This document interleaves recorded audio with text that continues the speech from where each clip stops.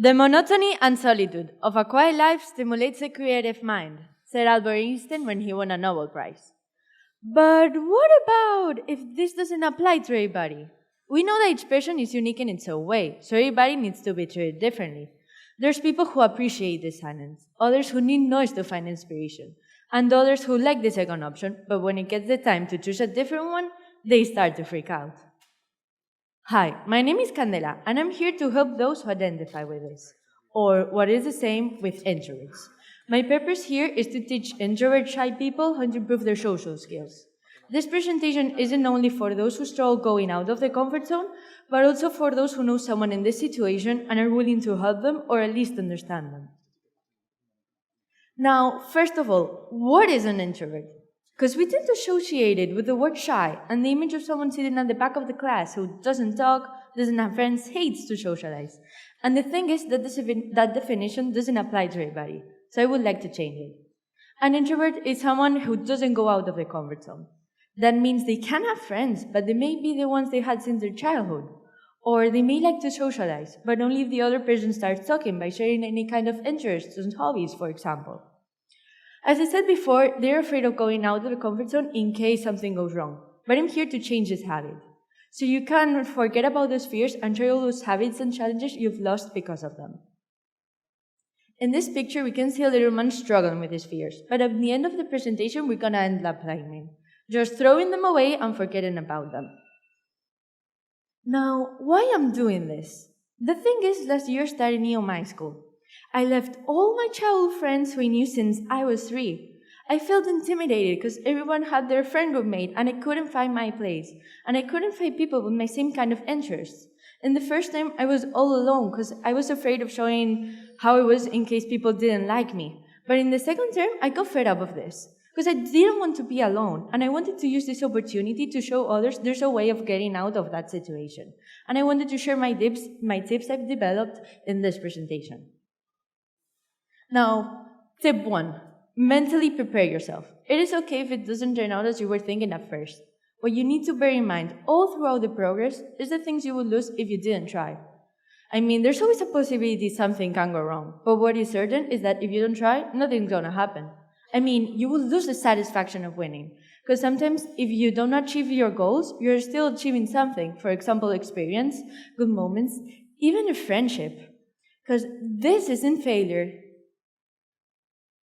This is not trying. Tip 2, challenges. Note down all those challenges you want to achieve. Making new friends, socializing, trying a TED Talk. It doesn't matter what it is. If you try it, it won't be a challenge, but a new fantastic routine. Also, you can reward yourself, so you can find a bit more of motivation. It can be as simple as you want, maybe buying your favorite ice cream, or as complex as having a spa day. Now, it may seem a bit difficult, so you can go to step 3. Tip 3, inspiration. It can be anywhere. Maybe from your daily routine, a teacher, a parent, a friend, maybe a public figure, or even a fictional character. It doesn't matter where you find it. If it helps you, you shouldn't be ashamed of it. Mine's from a book, El Bestiario de Axim, from Laura Gallego. It's a girl who lives in a little village stalked by monsters. She wanted to see the world, but she had her future decided, not by her, but by the people of the village, until a great turn of events happened. Now, how can I feel identified with this? Because our world isn't stalked by monsters, right? Well, the thing is, I see this more like a metaphor. The monsters are my daily problems, which she fights back with the help of the new people she meets and the new techniques she learns.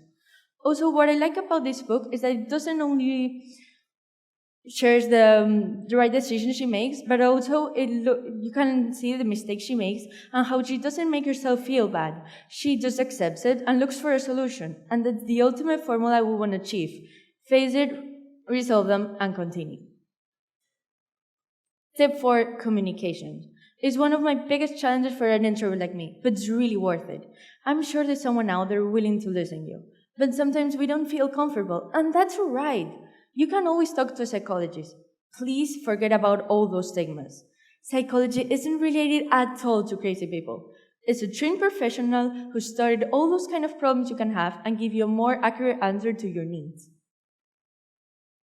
Tip 5, negative comments. One of the most common ones are crying is for babies. Crying doesn't equal weakness. Crying is a human being reaction which reflects sadness. Also the ifs. Ifs' purpose is to prevent you from going out of your comfort zone. Let me put you an example. I want to do this TED Talk, but what if I say something wrong and someone starts laughing? What I do is answering back, and I know it may sound strange and into your own comments, but it really works. So our first response would be, why should I say something wrong? I practice really hard, so I shouldn't get confused. Answer 2. Okay, me say something wrong because we are humans, that's alright, and someone start laughing. I think it's their problem, because I think it's a huge problem to lack of empathy. I'm sure if they're standing here right now in front of all this audience with those cameras, I think they wouldn't like the audience laughing at someone's mistake, right? Now, just for a review of what we've seen so far, we need to go from a fixed mindset, where we think failure is our limit. But we need to shift to a growth mindset. We think failure helps us grow and achieve those goals and challenges we want to achieve. Tip 6, self-confidence. Without self-confidence, you aren't reaching anywhere. And if you need someone to tell you you're good enough, that's me. You're good enough. You need to try all those things you want and forget about those fears. And sometimes, if it doesn't work, fake it till you make it. I know it may say it's strange, but sometimes if you fake that confidence, then it's going to come naturally because you're going to forget about your faking it. Don't rush, be patient. Maybe your friend does this in 2 months and you did in 4. So what? We are different, and that's okay because that's what we make ourselves. Now, sometimes we think we're just going in circles, we aren't achieving anything. But look back at what you achieved. Look, all those goals you tried, because sometimes we're just building that structure to achieve our goals. Thank you for listening.